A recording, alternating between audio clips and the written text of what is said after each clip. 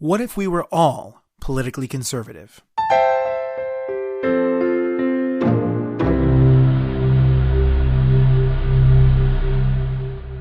You're listening to Psychology in 10 Minutes. I'm David B. Feldman. It's no secret that the United States is more politically divided than it has been in decades. Although it began long before Donald Trump, his election resulted, at least in part, from a tendency for people on different ends of the political spectrum to view one another with increasing animosity. A recent poll by Monmouth University, for instance, found that 7% of voters actually lost a friend because of the recent presidential election. Think about that. 7% of voters lost a friend. Even back in 2014, a poll by the Pew Research Center found that 27% of Democrats and 36% of Republicans saw the opposing party as a threat to the nation's well-being. My bet is if you polled Democrats again, you might even find higher numbers now that Trump's in office. Given the intensity of this political divide, it might be surprising to hear that some psychologists believe we are all hardwired to have similar political tendencies. Namely, we're all hardwired to be conservative. I'm sure a lot of listeners want to reject the finding right off the bat, so stay tuned. According to recent research, whether you vote Republican or Democrat, deep down, you may really be conservative. Researchers demonstrate this through a series of ingenious and fascinating studies that were published a few years ago in the Personality and Social Psychology Bulletin. To understand these studies, it's important to take a step back and consider what I mean by the word hardwired. Obviously, we're not hardwired for stances on specific American political issues. We don't come genetically hardwired with an opinion about states' rights, for instance, or a political stance on Obamacare. But we may have certain instinctual cognitive tendencies that indirectly lead us to develop particular political beliefs. There are several such tendencies. One of them, known as the fundamental attribution error, you may have learned if you ever took an introductory psychology class or a social psych class in college. And it's been well understood by psychologists for decades. The fundamental attribution error, in my opinion, however, is a terribly named phenomenon. That's because it's not always an error. It's simply one of several tendencies of thinking, or cognitive shortcuts, if you will, that human beings use to understand the world. One of the most agreed upon ideas in the field of psychology is that people routinely use such cognitive shortcuts to understand what happens around them. This isn't controversial in any way. Think about it. Life is complex. All kinds of things occur in the social and political world around us, and we don't always have the time and energy to sit down and carefully determine what is happening and how we should respond to it. Instead, we use quick rules of thumb. The fundamental attribution error is one of those, and this is the tendency to ascribe the cause of a person's behavior to something inside of that person, rather than to external circumstances of one kind or another.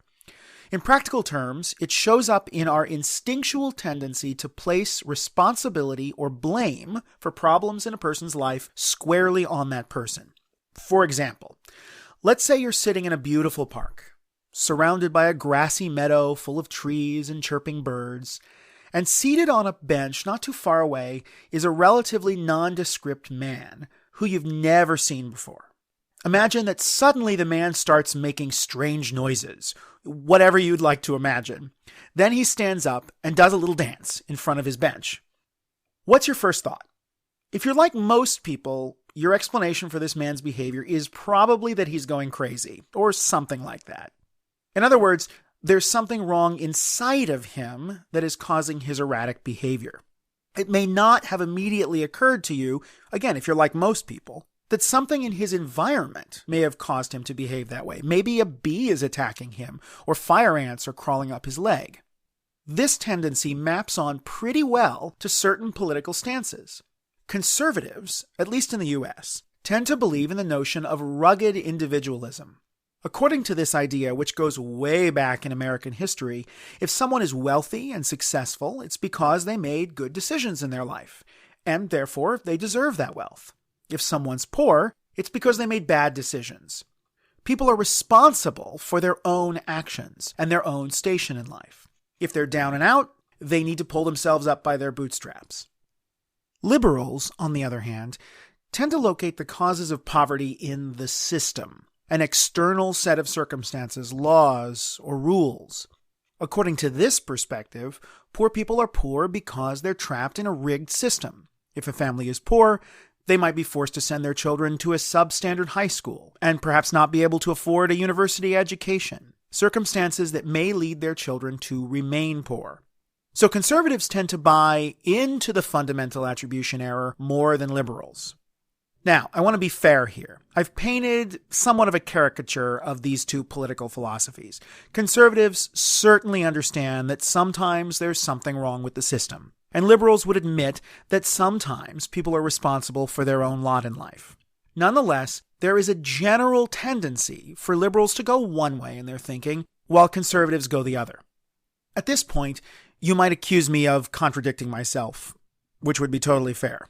After all, I just told you that people's political tendencies differ. But didn't I begin by saying that all people have an instinctual tendency to be conservative? Well, here's where the research gets really interesting. The idea is this. If conservatism is instinctual because of tendencies like the fundamental attribution error that we all share, then liberals must be somehow censoring or altering these gut-level instincts. So, if you could turn off the part of their brain that censors out these conservative impulses, people who identify as liberal should express very similar opinions to people who identify as conservative. It turns out there are many ways to do this. In one study, researchers stood outside of a bar in New England, catching people as they exited after an evening of drinking and socializing. Most people were willing to stop for a second and participate in the study, which involved a short survey about how much they endorsed various conservative positions, together with a breathalyzer test to determine how intoxicated they were. Not surprisingly, among people with lower blood alcohol levels, those who self-identified as liberal endorsed far fewer of the conservative positions on the survey than those who self-identified as conservative. However, and this is the interesting thing, among those with higher blood alcohol levels, whether they self-identified as liberal or conservative made less of a difference. They all were likely to endorse conservative positions. The alcohol seemed to suppress self-identified liberal individuals' abilities to censor or alter their core conservative instincts. Now, in case you weren't impressed by the first study, this isn't the only one they did. In a second study, the researchers placed people under something known as cognitive load. The basic idea of cognitive load is that, just like a computer, people's brains have limited processing power. If you ask them to do an activity that uses up a great deal of that processing power, they won't have much left over to censor their gut-level instincts. In this case, cognitive load was induced by instructing participants to listen to a recording of various tones that occasionally changed pitch, and their job was to count the number of tones that preceded each change in pitch. If that sounds confusing, it's because it is. And in fact, that task uses up a lot of our brain's processing power. At the same exact time that participants were asked to do this, they were also asked to give their opinions on a variety of political issues. Whether they identified as liberal or conservative, participants under cognitive load tended to express more conservative opinions, essentially replicating the results of the first study. Look, if we're not careful, these findings could sound incredibly condescending. Are they really saying that conservatives are dumb, whereas liberals are somehow smart? First, it's important to note that research findings in themselves are not supportive or condescending. They're just data. Condescension is something that happens only through how we interpret those findings, so we need to be careful about how we interpret them. I don't think these studies indicate that conservatives or their stances are in any way unsophisticated. There are plenty of sophisticated thinkers on both the conservative and the liberal sides of the political aisle whose thoughts go far beyond the gut-level cognitive shortcuts we're talking about here. So let's put that one to rest. If anything, however, I think these findings indicate that conservatives have an advantage, particularly when people are under cognitive load, conservative arguments may be perceived as more convincing than liberal ones.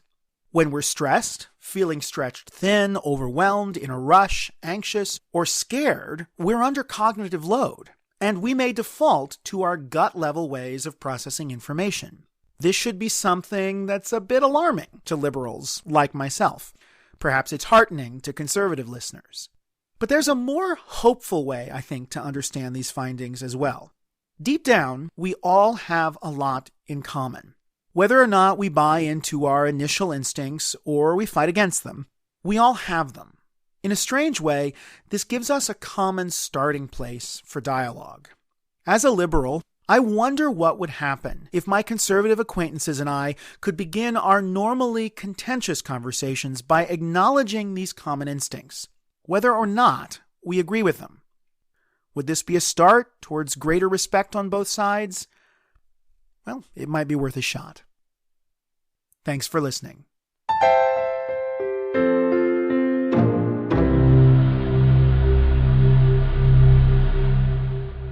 And that's Psychology in 10 minutes.